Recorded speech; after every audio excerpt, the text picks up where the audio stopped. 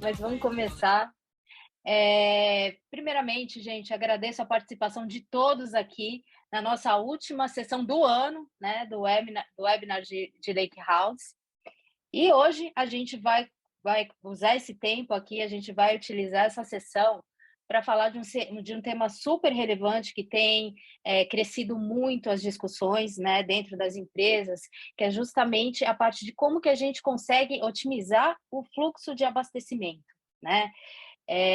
Principalmente nesses últimos anos, né, nesses últimos 2 anos, né, com a pandemia que a gente passou, foi necessário, né, repensar em alguns modelos de negócios. Algumas empresas precisaram acelerar e alavancar a transformação digital, e tudo isso acabou mexendo principalmente na forma como a gente abastece, como a gente disponibiliza o produto para o usuário final. E a ideia é a gente falar um pouquinho sobre isso. Vou até aqui compartilhar minha tela com vocês.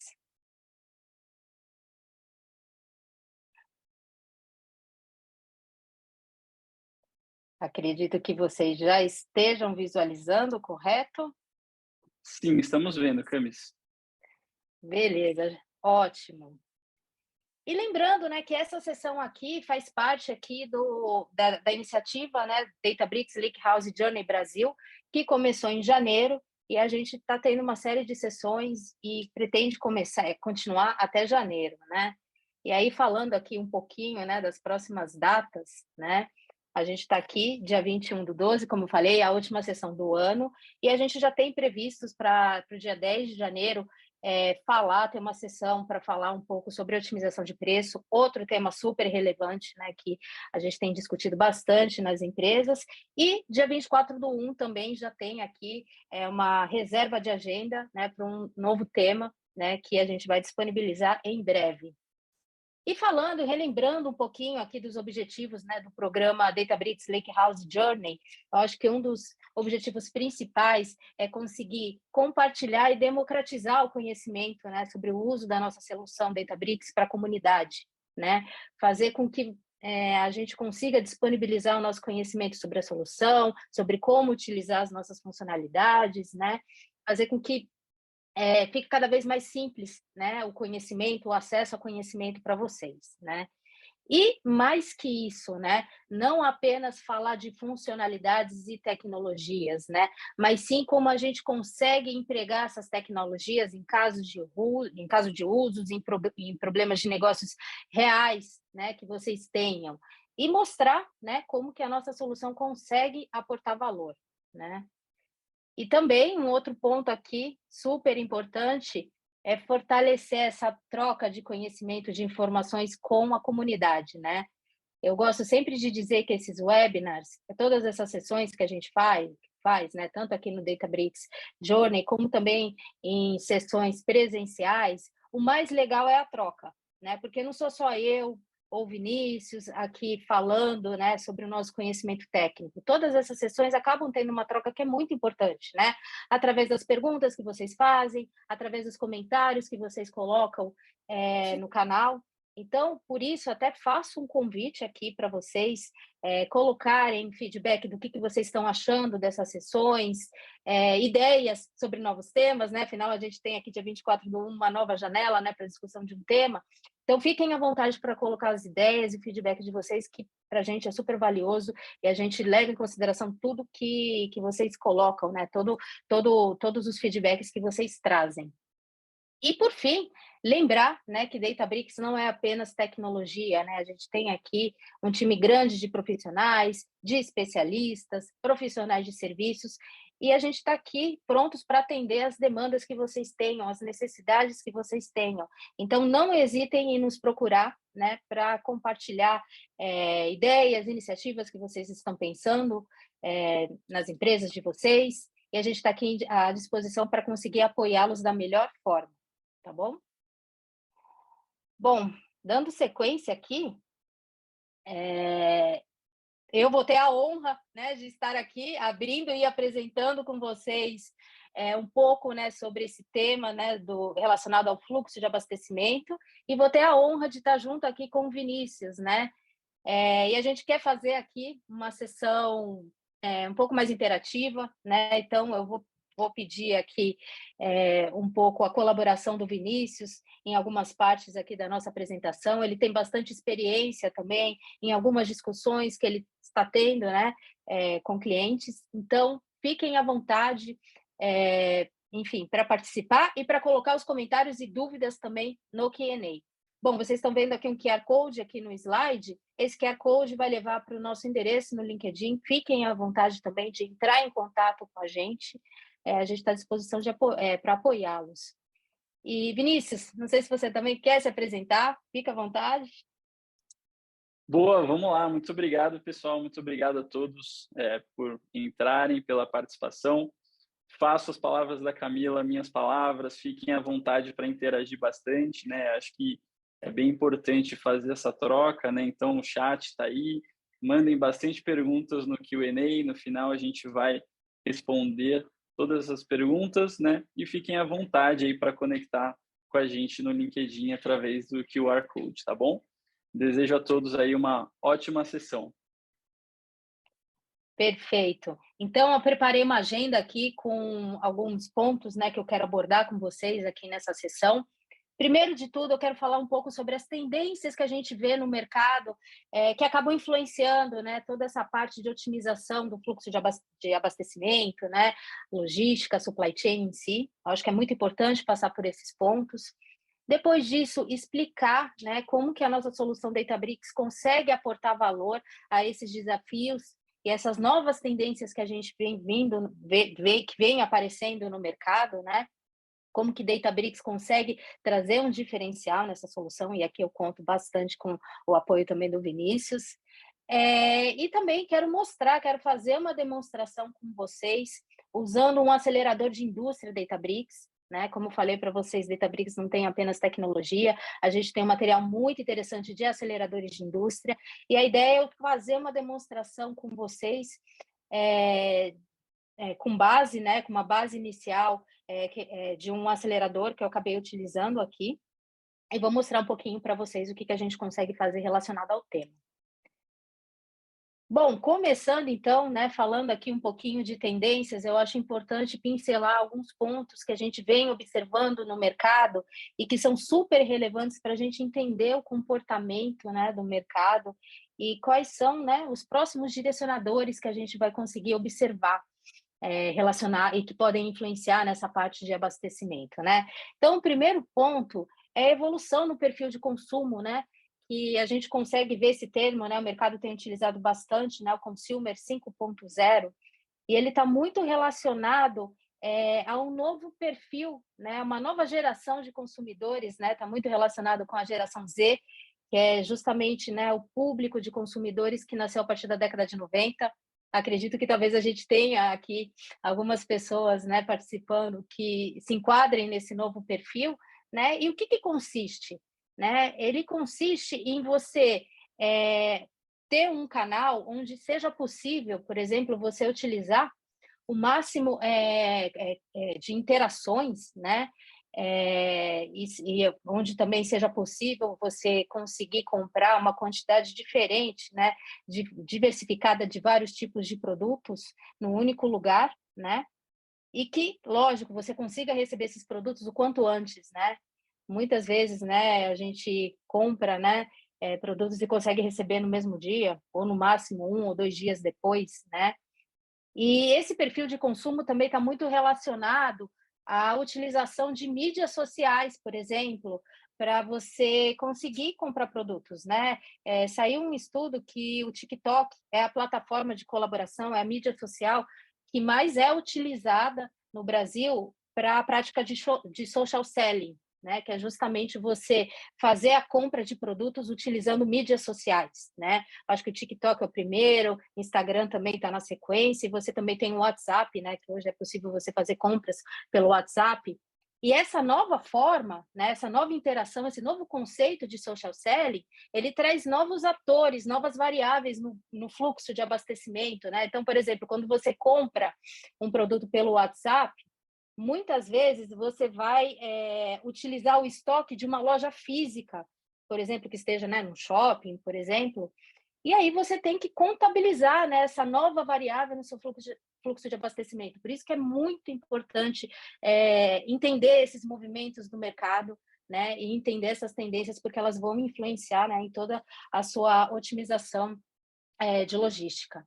Um outro ponto também que é muito interessante, aliás, é uma tendência que já não é tão nova assim, mas ela vem crescendo cada vez mais, que é o uso, né, de inteligência artificial e machine learning para, enfim, para você trabalhar em modelos de previsões e modelos de forecasting, por exemplo, né? Cada vez isso é mais utilizado, agregado também ao recebimento de informações em tempo real, né?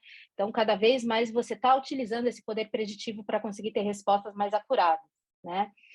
Outra coisa que é muito importante levar em consideração é o metaverso, né? Aqui no Brasil a gente está nas etapas iniciais, né? A gente está bem no comecinho, mas a gente já vê algumas empresas, né, tendo as suas lojas virtuais no metaverso. E basicamente o que a gente tem observado é que nesse primeiro momento, né, o metaverso ele vai ser utilizado como uma nova plataforma, uma nova experiência de compra, né, de venda de produtos, né, para o usuário final. E certamente isso pode trazer novas variáveis, né, relacionadas ao abastecimento. Por isso que é muito importante a gente observar, né, essas etapas e todas essas tendências. E, por fim, não poderia deixar, né, como eu já falei no começo aqui da abertura do nosso webinar, a transformação digital, né, que foi muito alavancada, principalmente com a vinda da pandemia. A gente sabe que tem indústrias, né, principalmente indústrias de varejo, que tem um modelo de negócio muito baseado em loja física, né? E aí esses tipos de indústrias precisaram repensar, né, a forma de vender, porque a gente ficou sem conseguir entrar em lojas, né, por um bom tempo. E aí, principalmente para esse tipo de indústria, a transformação digital teve que ser alavancada muito rápido, né? Então, e lógico, né? A transformação digital veio, trouxe novas formas, novos canais de vendas, e essas novas tendências, esses novos canais vieram para ficar, né? Então, é muito importante considerar todos esses pontos. E, Vini, eu queria aqui que você trouxesse, não sei se você tem algum comentário sobre esses temas, né, sobre essas tendências, para contribuir aqui um pouco na discussão. Boa, muito interessante, né, você trazer esse ponto da transformação digital, né, e da criação de novos canais, né, porque realmente isso muda um pouco o comportamento, né, do consumidor, né? Eu acho que anteriormente, né, até antes do e-commerce se popularizar, né, o consumidor ia na loja física, né, e se não houvesse algum produto ali em estoque, algum produto na prateleira, ele ia procurar algum outro produto substituto, né? Mas a venda ia sair dessa mesma loja, né? Então, não ia ter uma perda de receita talvez tão grande, né? Na maioria dos casos, né? E hoje, né, com o e-commerce, né, se o consumidor não acha, né, esse produto dentro da loja física, muito provavelmente ele pode voltar para casa e comprar na internet, né? Ou ele nem vai mais na loja física, né? E aí ele está comprando ali na internet, no e-commerce, é muito mais fácil de você mudar de loja, né? Sair ali de um vendedor A e ir para um vendedor B, né? Porque não tem o produto no vendedor A, né? Então, acho que isso traz a importância, né, de você ter um fluxo de abastecimento bem estruturado, né, e bem adequado, né? Com certeza, né? Eu acho que todos esses pontos, eles estão vindo com uma força muito grande, estão vindo para ficar e para mudar, né? Por isso que é importante a gente tentar se antecipar a essas tendências, né? Obrigada, viu, Vini? E aqui eu vou dar um pouco de continuidade, né, de alguns outros pontos, né, pincelando aqui algumas outras variáveis, né, que compõem essa estratégia de abastecimento, né? Quando a gente pensa na estratégia de abastecimento, a gente tem que levar em consideração algumas outras variáveis. Claro, a experiência do usuário final é o ponto-chave, né? Para a gente montar a estratégia de abastecimento. Mas tem outras variáveis que precisam ser muito bem consideradas, né?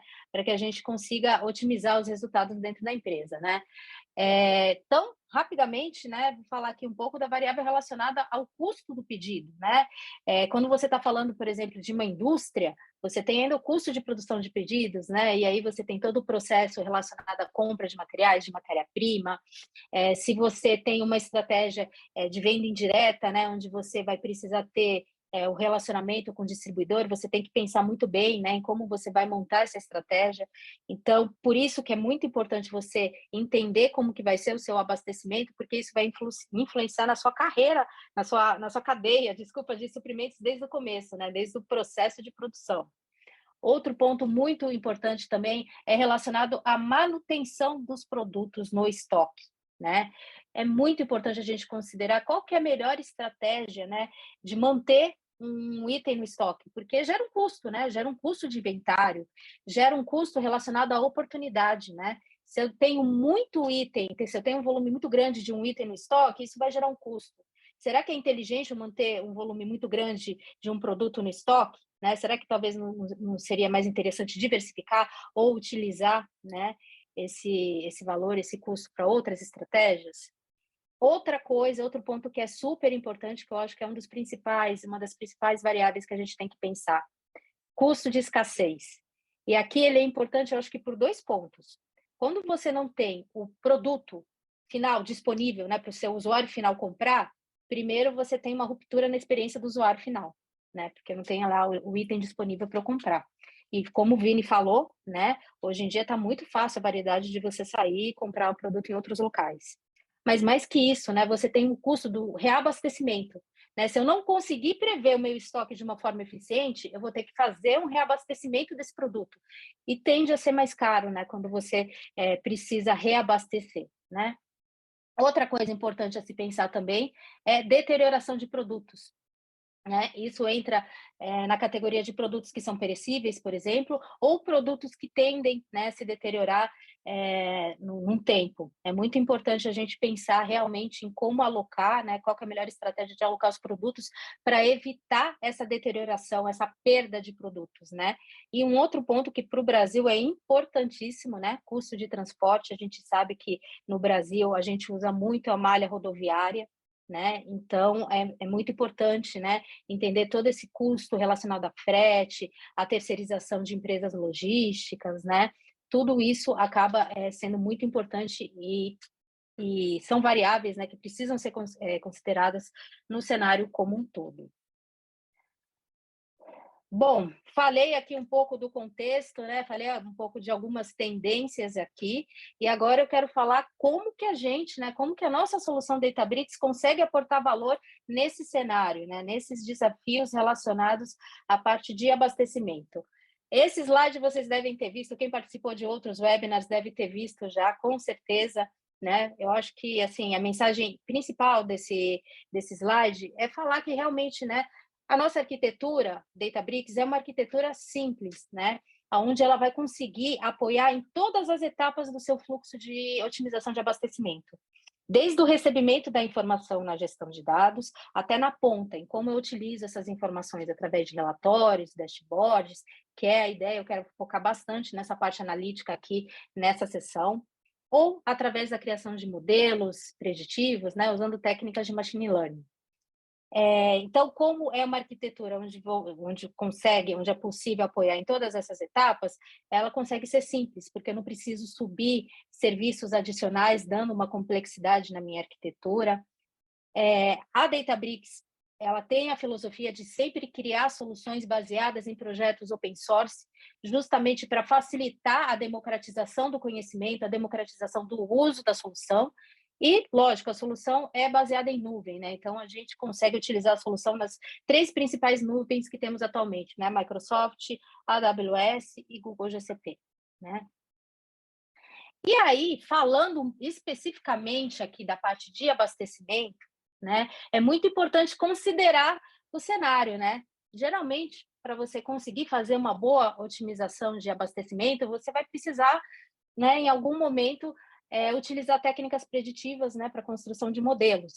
E muitas vezes você vai precisar, para você conseguir fazer, né, uma análise preditiva, correlacionar informações de diversas fontes. fontes estruturadas, fontes não estruturadas, informações de geolocalização, informações transacionais que devem vir de um sistema ERP que vocês tenham, como, por exemplo, SAP, Oracle ERP, Salesforce, por exemplo. Correlacionar informações de distribuidores, né? Quando você tem, né? Se o seu modelo de negócio tem uma relação com o distribuidor, informações de preço. E aí todas essas informações acabam sendo correlacionadas, né? Para você, por exemplo, criar, por exemplo, um modelo de forecast. Só que a correlação, né? Que você vai fazer para conseguir gerar uma previsão, por exemplo, ela tende a processar um volume muito grande de informações, porque, por exemplo, você vai precisar correlacionar informações transacionais, né, relacionadas às vendas, versus as informações dos seus produtos, das suas categorias de produtos, dos seus itens, né, ou como muita gente fala, dos SKUs. E dependendo da sua empresa, da sua indústria, você pode ter milhares, né, de SKUs. E aí, quando você correlaciona todas essas informações, você está falando de milhões, às vezes bilhões de linhas de informações, né? E quando você fala de um modelo de previsão de abastecimento, você está falando de um modelo que você vai precisar rodar num intervalo de tempo muito curto, né? Geralmente é semanalmente, ou em muitos casos você vai precisar fazer diariamente, dependendo do seu modelo de negócio. E aí você vai ter que processar um volume muito grande de informações numa janela de tempo muito curta. Dependendo da arquitetura que você tem, você pode ter problema de capacidade físico, né? De você não ter capacidade computacional para processar tudo isso, né? Principalmente quando você está falando de arquiteturas baseadas, instaladas dentro de casa, né? Como a gente fala, arquiteturas on-premises. Você vai ter um limite onde você não vai conseguir processar. Muitas empresas, atualmente, o que elas fazem?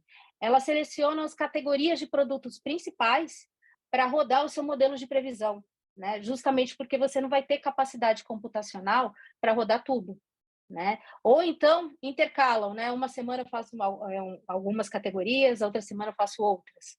Isso, no final, vai gerar um resultado de um modelo com pouca acuracidade, né? Você acaba perdendo eficiência no resultado do seu modelo.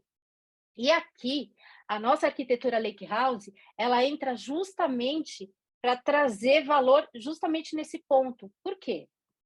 Nossa arquitetura Lakehouse, ela é baseada em Spark, o que facilita o processamento distribuído, né? E com isso você ganha uma performance muito boa no tempo de execução. É uma solução baseada na nuvem, então você tem uma facilidade de elasticidade, né? Então, se eu precisar processar um volume de informação muito grande num determinado período, eu consigo escalar a minha arquitetura e depois voltar a um estágio inicial. E, além de tudo, vocês devem ter participado dos outros webinars, se não, convido vocês a entrarem nos links, né, no YouTube. Foi dito muito, né, nos outros webinars sobre o Delta Lake, que eu gosto de dizer que é a engrenagem principal da nossa arquitetura Lakehouse.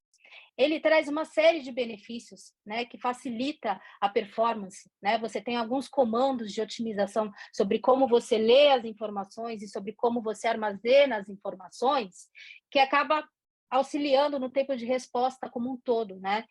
E esse benefício, né, que o Delta Lake traz é realmente assim, eu acho que é a chave do sucesso aqui da nossa arquitetura Lakehouse. Dificilmente você vai encontrar arquiteturas, né, que consigam te dar uma entrega de tempo de resposta como a nossa solução. Bom, falei bastante aqui. Vini, você tem algum comentário para contribuir aqui sobre esse ponto de arquitetura? Boa, não só adicionar, né, nos comentários ali que você fez, né, e até compartilhar com vocês um caso, né, de alguns clientes que eu tenho a oportunidade de conversar, né, que eles relatam que anteriormente, né, sem a plataforma do Databricks, realmente eles tinham que escolher, né, alguns SKUs e algumas lojas para rodar esse forecast, né? Então, no final do dia, eles não tinham uma curacidade tão boa, né? E isso gerava assim mais custos operacionais, né? E eventuais perdas por falta de estoque mesmo, né? Então acho que é bem interessante isso, né? O Databricks ele vai conseguir ajudá-los, né, a processar esse grande volume de dados, né? e conseguir melhorar a curacidade aí do forecast para vocês, o que no final do dia vai significar ali uma melhor eficiência operacional e aumento de receita, né? Exatamente, gente.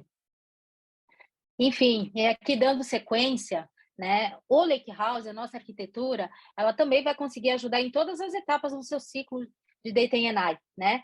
Com análises mais simplificadas, né, com análises descritivas, né, como a gente gosta de falar, né, que te ajuda a responder perguntas como o que aconteceu, né? Então você consegue ter relatórios de visibilidade de inventário, inclusive até fazendo um gancho com um webinar, um dos primeiros webinars que teve aqui da sessão Databricks Lakehouse Journey, um colega meu, o Rômulo, ele falou bastante de otimização de inventário e principalmente nessa parte descritiva, né?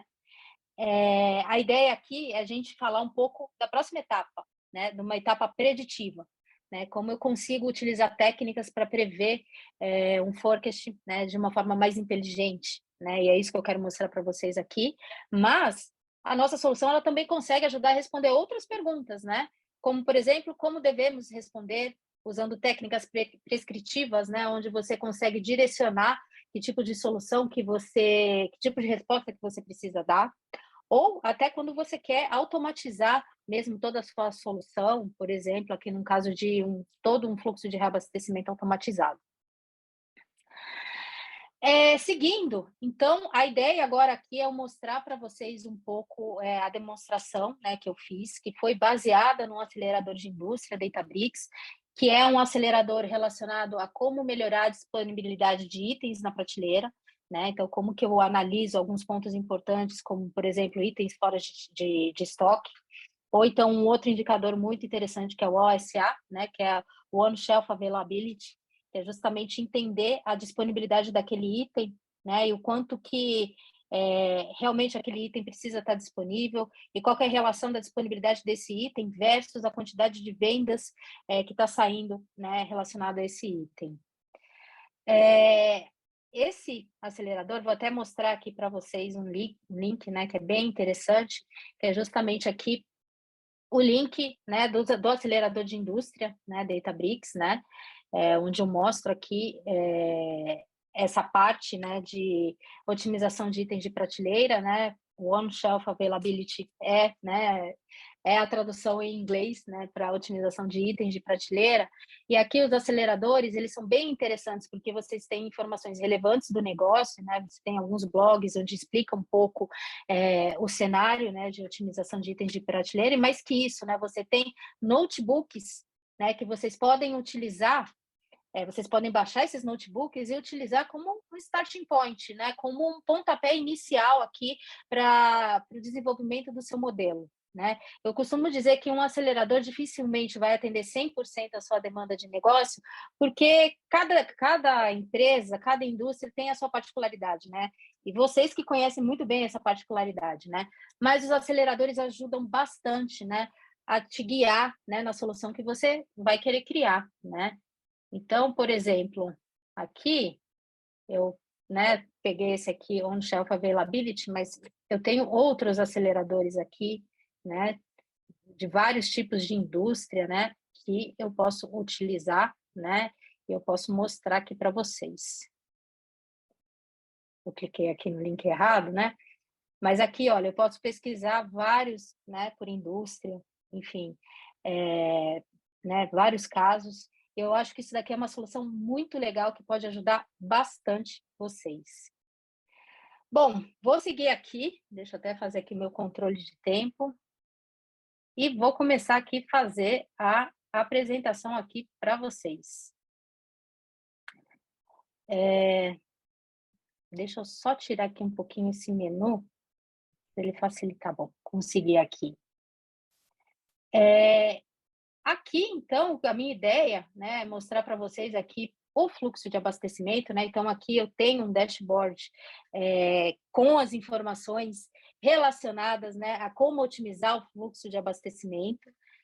Esse daqui é um resultado final, né, que eu posso pegar essas informações e analisá-las, né, de uma forma analítica. Poderia também pegar o resultado do meu modelo de previsão e integrar, né, com uma outra ferramenta que eu tenha, enfim, para seguir todo um fluxo, né, de otimização de demanda na minha logística, né? Mas nessa sessão aqui eu quero mostrar um pouco desses recursos analíticos que a gente tem para conseguir analisar as informações. Mas antes de eu chegar aqui nesse dashboard, eu quero mostrar aqui um pouco para vocês alguns passos, né, iniciais aqui da solução nossa, né? Como que a gente conseguiu usar as informações, né, para chegar nesses resultados que são apresentados aqui através do dashboard, né? Então, eu tenho aqui alguns notebooks aqui para mostrar para vocês. Espera que eu só estou com um pouquinho de dificuldade de conseguir arrastar. Peraí, deixa eu ver se eu consigo pegar esse menu aqui do... Consegui achar, não. Aqui, pronto. Aqui eu tenho 3 etapas, né, de notebooks que foram criados para conseguir trabalhar esses dados, né, para chegar no conceito, né, das informações finais, né, que vão ser analisadas no dashboard, né? E eu quero explicar um pouco para vocês esse conceito que eu acho que é bem interessante do notebook, né? Primeiro de tudo, né? Aqui, não sei se todos estão familiarizados com o notebook, mas o notebook é a ferramenta principal que a gente usa para a construção dos scripts, para a construção da nossa lógica de programação, do que a gente vai querer fazer, né? De como que a gente vai querer utilizar os dados, de como a gente vai querer manipular. Mas mais que isso, né? O notebook ele não permite apenas que você crie, né, suas instruções, os seus scripts. Você pode documentar mesmo, né, o que você está fazendo, né? Qual que é a ideia, né, do seu processo, como foi feito aqui, né?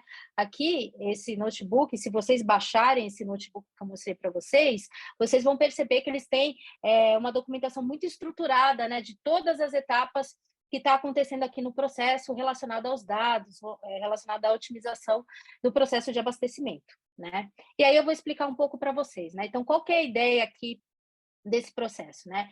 Ele vai querer pegar as informações relacionadas ao inventário e entender um pouco como que está funcionando, né, os principais desafios, enfim, como que ele encontra, né, esses principais desafios que o modelo precisa estar atento para trazer otimizações de melhorias, né?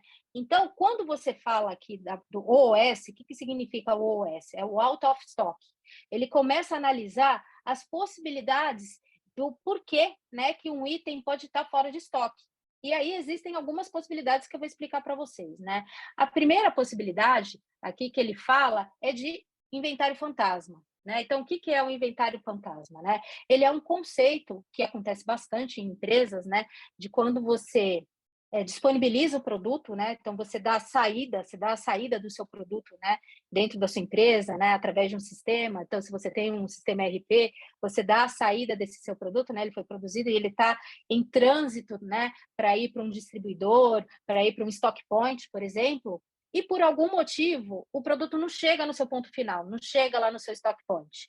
Isso pode acontecer por vários motivos, né? A avaria do produto, um acidente, né, no transporte desse produto, o material, né, os itens foram roubados, né, nesse processo de transporte, e isso acaba resultando que o produto não chega no final.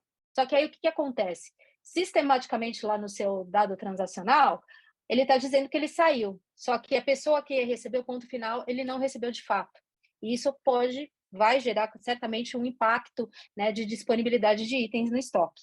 Então, é importante entender e verificar um pouco essas variáveis, né, para entender realmente se existe essa possibilidade de inventário fantasma. Um outro ponto também, que é muito interessante de observar, é se você está estimando muito bem a quantidade de itens que precisa estar disponível para abastecimento, né? E muitas empresas trabalham com a técnica do estoque de segurança, né? Então você trabalha lá com algumas regras de estoque de segurança e muitas vezes essa regra ela não está atendendo, às vezes até por um fator sazonal ou um fator regional, né? Uma nova variável, né, que apareceu e que, enfim, aumentou bastante o número de vendas ou diminuiu o número de vendas e fica, né, esse estoque de segurança ele não fica bem determinado. E outra coisa também que precisa observar é a quantidade de vendas, né? Realmente fatores sazonais que podem influenciar nessa quantidade de itens em estoque. Outro ponto que esses notebooks eles vão ajudar é observar o OSA, né, que é o On Shelf Availability, a quantidade de itens disponíveis. Claro que quantidade de itens disponíveis é muito melhor do que itens não disponíveis, né? Porém, mais que isso, é importante observar se a sua predição, se o que você está prevendo de itens disponível está bem correlacionado com as vendas que estão ocorrendo. Por exemplo, eu tenho uma quantidade X de produtos, mas você começa a observar que ao longo dos dias da semana, essas vendas vêm caindo, né? Você previu uma quantidade X de produtos para atender uma demanda X, né, de vendas que vão acontecer, só que essas vendas de fato não estão realizando, né? Então é importante você entender, né, se realmente essas vendas estão relacionando, fazer essa correlação. Por quê? Porque aí pode ser uma série de motivos, né? Principalmente, por exemplo, supermercado, eu não falo nem tanto de venda online, mas quando você vai para supermercado ou farmácias, né, rede de farmácias, o que pode ser? Às vezes são aquelas ações de marketing, né? O seu produto não está muito bem posicionado numa prateleira, né? E isso acaba impactando, né, a venda. Enfim, você pode ter vários motivos, né?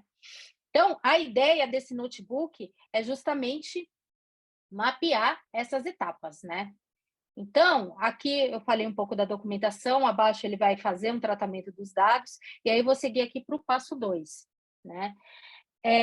Que ele vai começar a trabalhar em toda essa parte que eu falei, né, de itens fora de estoque, né, que é justamente aqui verificar se tem itens fantasmas, qual que é o meu estoque de segurança, né, e ele começa a trabalhar aqui nesse notebook, né. Então, aqui nessa primeira etapa, ele vai começar a identificar, né, inventários fantasmas, né. Então, o que ele faz aqui? Ele cria até uma função aqui, onde ele vai utilizar algumas informações para identificar se você tem um inventário fantasma, né? Então, o que ele usa como base? Um critério aqui, que é o On-Hand Inventory Units, né? Que é a quantidade de produtos que eu tenho na mão, mesmo recebido, versus o quanto que eu estou dizendo aqui no sistema que eu saí, né? Que aqui ele está falando do Total Sales Unit. E aí ele começa a analisar, né? Se isso está muito discrepante, né? Então, a função, basicamente, ele vai fazer isso, né? Ele vai te dar uma resposta se realmente isso está muito discrepante. Outra parte que ele vai fazer é relacionada à parte do estoque de segurança que eu falei para vocês, né? Então, aqui ele cria também uma função aonde ele vai identificar se o estoque de segurança que eu estou calculando, ele está correto, ele está legal. E aqui ele faz uma função bem interessante, né? Então, aqui ele vai usar né, informações do último, né, de quantos itens estavam disponíveis no seu estoque antes do último reabastecimento, né? Então, por exemplo, né, se eu tenho lá um fluxo onde eu vou vender, né, eu estava prevendo vender 4 camisetas pretas, né, naquela semana, eu vendi 3, ficaram 2. Então, leva em consideração, né, essas 2 camisetas e também ele leva em consideração uma segunda variável, a média de vendas nos últimos tempos. E aí, com isso, você consegue trabalhar de uma forma um pouco otimizada nessa parte do estoque de segurança, né, para conseguir analisar. E você tem aqui algumas outras análises, né, nesse notebook que você pode fazer. Estou falando aqui das principais. E aí, depois, você tem aqui um terceiro notebook que é relacionado à parte de disponibilidade, que é justamente aquilo que eu falei para vocês, né? É importante você prever, né, de uma forma inteligente, quanto que você vai ter que ter o item de estoque, mas mais que isso, você correlacionar com o seu histórico de vendas para saber se essa previsão está certa, né? E entender se está tendo algum comportamento de vendas, né, diferente, né, que não foi esperado. Então, aqui, nesse notebook, ele está gerando aqui um forecast, né? Então, ele está utilizando pandas, né, para fazer esse modelo de forecast. Ele está usando uma série temporal aqui, né? Então, ele está usando aqui o Simple XT Smoothing para dar, né, para fazer essa previsão. E aqui, nos próximos, né, na próxima célula, ele realmente aplica, né, o resultado da predição. E um ponto bem interessante que eu queria enfatizar para vocês é que ele usa esse comando aqui, apply in pandas.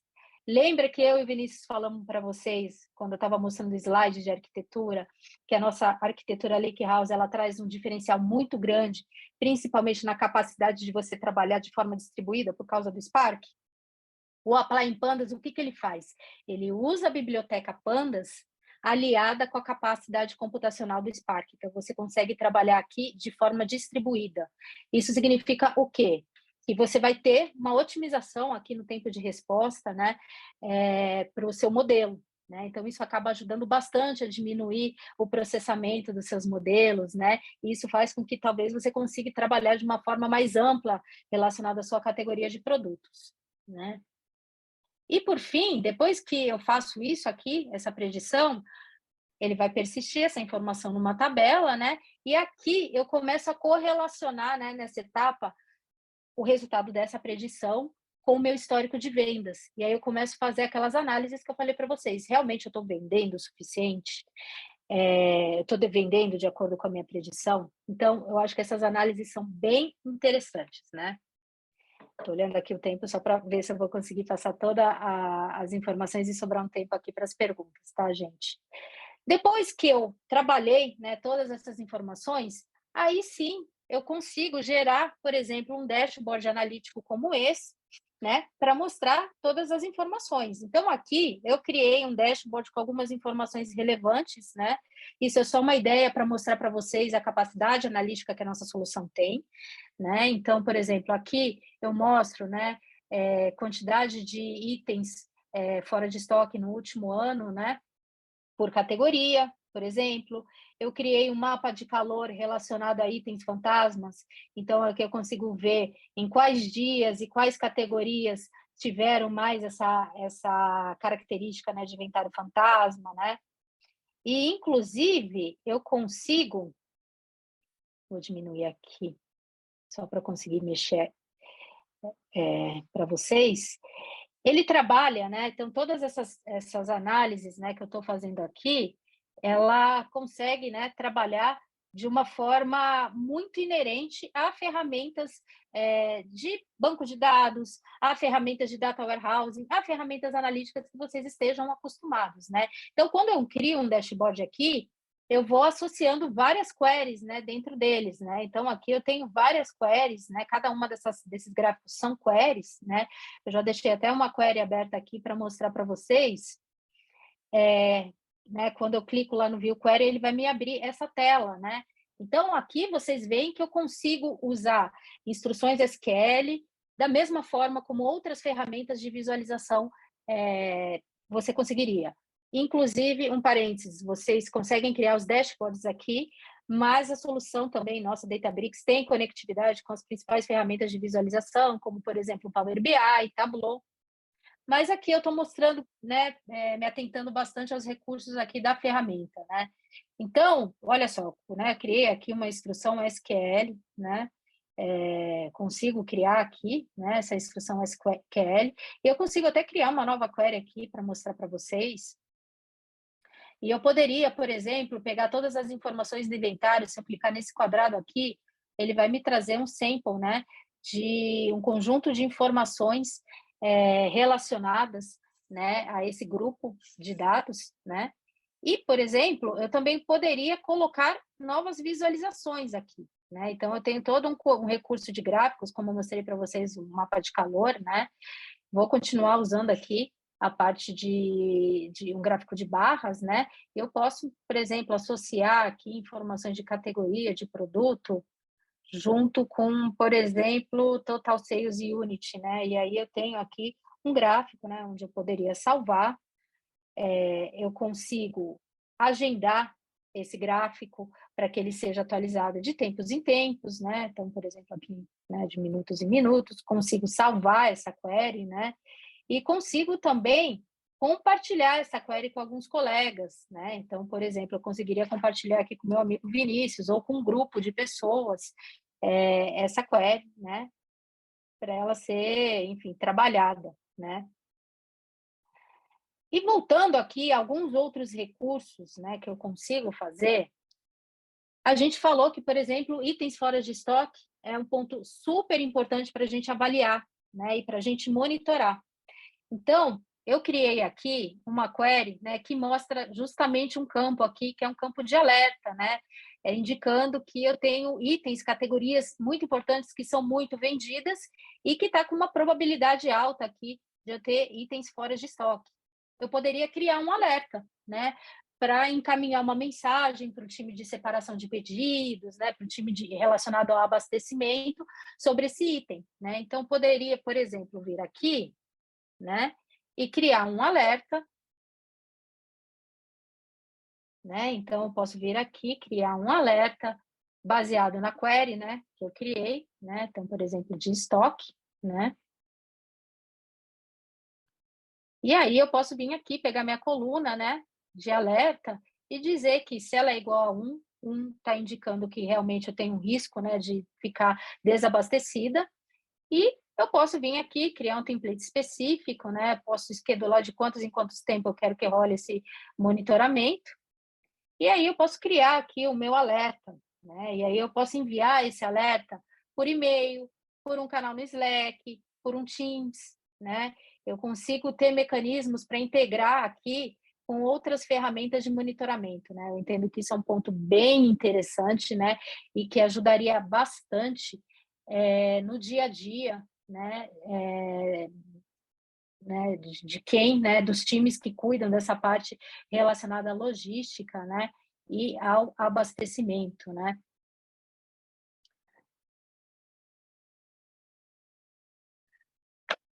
Ou tô aqui só controlando aqui o tempo, né. Outros pontos interessantes, né, de mencionar aqui, né, é que a nossa solução Databricks, né, e aí entrando aqui na parte de SQL, que é onde eu consigo gerar essas visualizações, eu consigo trabalhar também em recursos relacionados à governança do meu dado, né? Quem pode acessar tais informações, por exemplo, né? Então, eu consigo, por exemplo, pesquisar aqui e as informações, né, relacionadas à minha tabela, elas estão armazenadas aqui dentro do Hive Metastore, né? E eu consigo, por exemplo, pesquisar, né, informações, ele está carregando aqui, informações relacionadas ao banco de dados.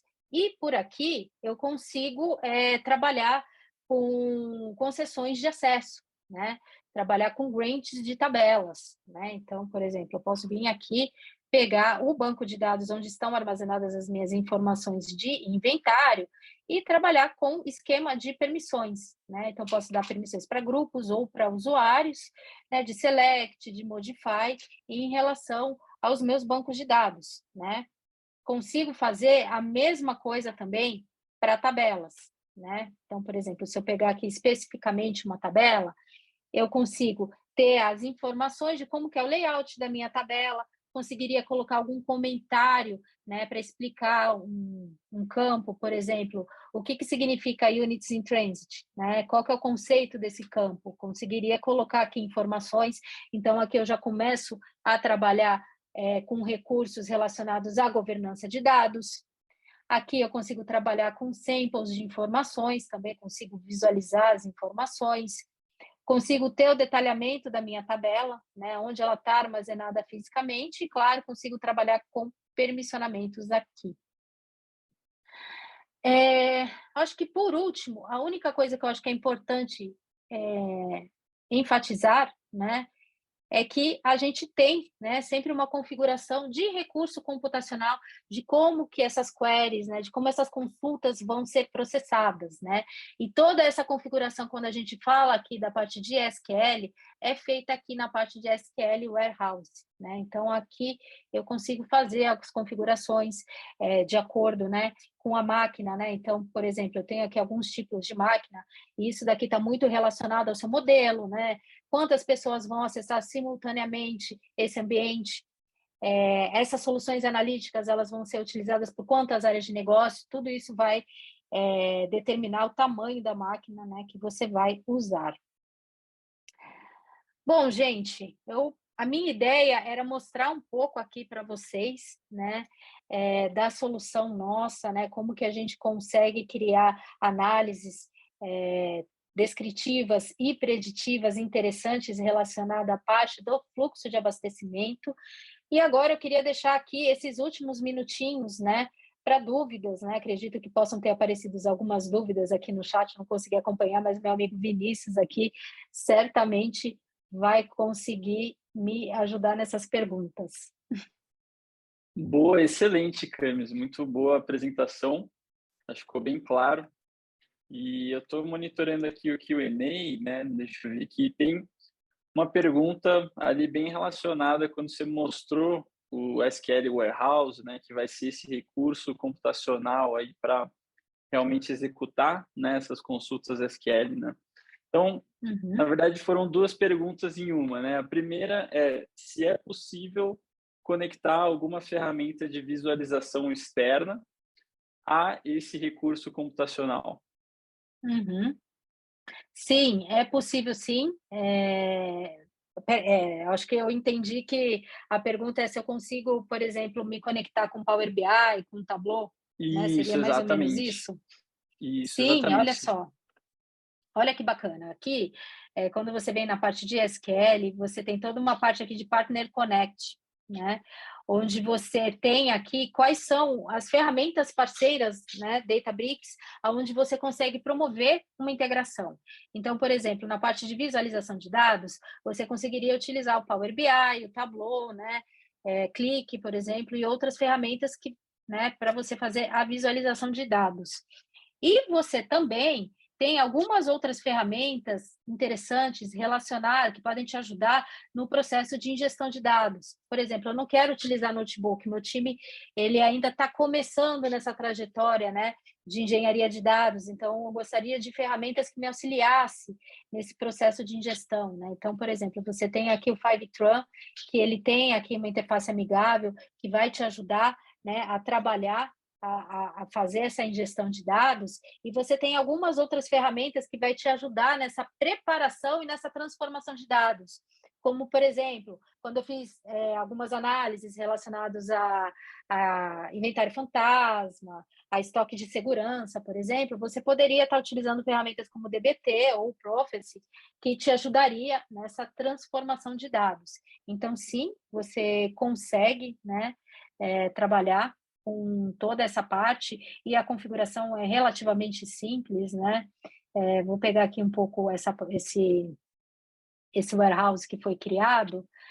Você tem aqui, por exemplo, essas informações de connection details, e geralmente, né, para você estabelecer a conectividade, você vai precisar aqui da informação do hostname, do HTTP path, para conseguir fazer a integração. Então, é algo relativamente simples. Legal, Você tinha legal, falado... muito bom. Ah, beleza.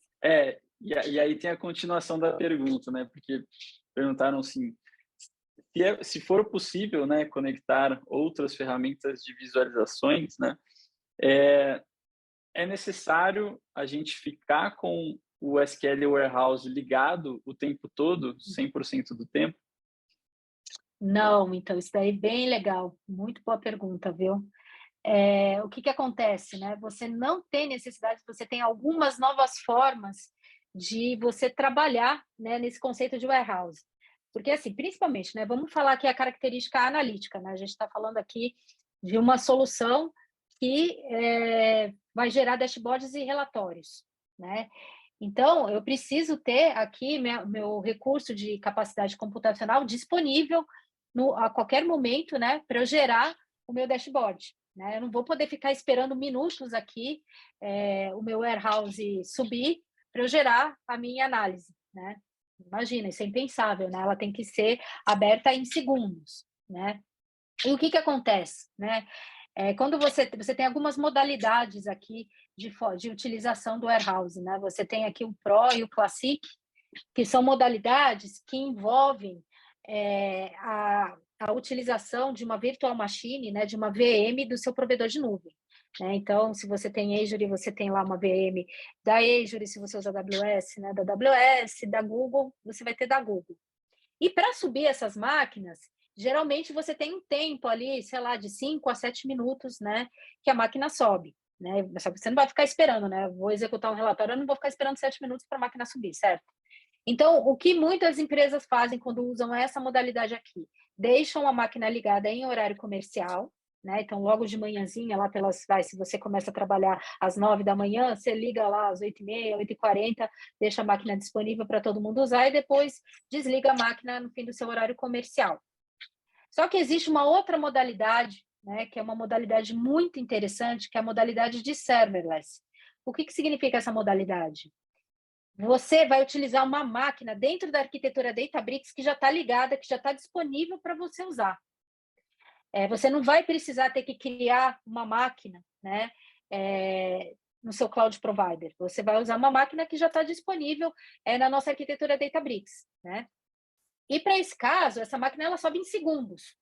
E aí, quando você está utilizando o serverless, você não precisa deixar a máquina ligada. Você pode utilizar essa configuração aqui de auto-stop, né? E, por exemplo, deixar a máquina ligada só por 10 minutos. Se ninguém utilizar essa máquina, se ninguém acessar, se ninguém criar nenhuma consulta nessa máquina em 10 minutos, a máquina cai, né? E aí ela só vai ser ligada quando alguém precisar acessar novamente ou tiver algum processo de trigger de alerta, né, que vai ficar rodando de tempos em tempos. Então, isso consegue baratear demais, né, o custo computacional da sua infraestrutura, né? É uma alternativa bem interessante.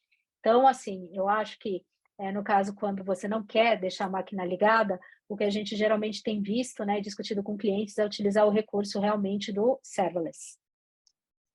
Muito bom, ficou claro. Muito obrigado. Excelente. Acho que a gente ainda tem tempo para mais uma perguntinha, né? Acho que vai ser a última aqui, né? Uhum. Vamos lá. Acho que também relacionado, né, a essa pauta de governança, né, que está super em alta aí, né, no mercado com LGPD e tudo mais, né? A pergunta é se com o Unity Catalog a gente consegue ter um controle da linhagem desses dados, dessas tabelas, para entender a interdependência, né, entre essas tabelas e facilitar assim o troubleshooting de cargas de dados, né, ou até mesmo de impactos, né, de algumas eventuais falhas nessas cargas, né? Com certeza, né? Eu consigo criar esse conceito de catálogos que vai facilitar nessa parte de governança e, por exemplo, eu consigo trabalhar aqui, né, com algumas, né, estruturas de bancos de dados e tabelas e trabalhar com a linhagem, né? Então, eu tenho aqui, ó, o Data Lineage, onde eu consigo, né, de uma forma gráfica, visualizar a interdependência dessas tabelas, né? Eu peguei uma tabela aqui que não necessariamente tem dependência, mas ele consegue me mostrar, né, através aqui, ó, dessa forma gráfica, a interdependência. Então, se essa tabela de aeroporto fosse alimentada por uma outra prévia, ele apareceria aqui. E mais que isso, eu consigo ver a linhagem também de objetos, né? Essa tabela alimenta algum notebook, ela está sendo utilizada por algum dashboard, por exemplo. Então, é uma ferramenta muito interessante, né? Acho que a gente consegue fazer coisas bem interessantes nessa parte de governança. Perfeito, perfeito. Muito bom, Camila, muito bom. Eu acho que, bom, a gente já está no topo da hora aqui, né? Então, Exatamente. E aí eu deixo até para minha colega Bárbara, né, falar aqui sobre o próximo webinar, né, que vai acontecer. Isso aí, pessoal. A gente convida vocês para a nossa próxima sessão do Databricks Lakehouse Journey. Vai ser uma continuação do tema de hoje sobre otimização de preço, então definitivamente a gente recomenda participar também para a gente poder iniciar 2023 com o pé direito. E depois, como a Ká falou, a gente ainda vai ter mais uma última sessão para finalizar essa jornada. Obrigada a todos por estarem aí presentes com a gente e boas festas. Gente, desejo um Natal maravilhoso para vocês, né? Desejo que vocês tenham bons momentos com a família de vocês. Desejo também um 2023 incrível para a gente, né? Com muita saúde, sucesso e com muitos sonhos realizados, né? Então, me despeço aqui de vocês. Até mais, gente. Obrigado, pessoal. Até a próxima. Obrigado pela participação.